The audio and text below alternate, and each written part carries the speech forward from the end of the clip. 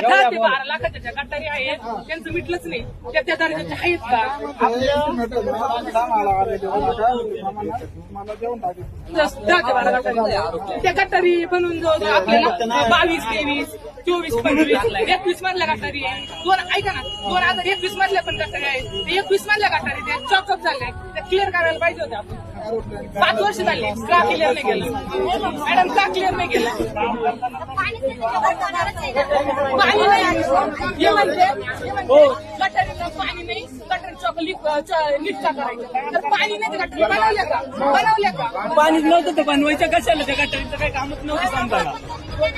तर पहिला प्रश्न आपल्याला पाण्याचा होता. गटरी करणं गरजेचं आहे. पाणी पाहिजे का? तुम्ही काय बोलले? गटारीला पाणीच नाही, साफ करायची गरज काय? पाणीच नाही तर साफ करायची गरज बांधलेच का? केलंच का? पाणी जर असलं तर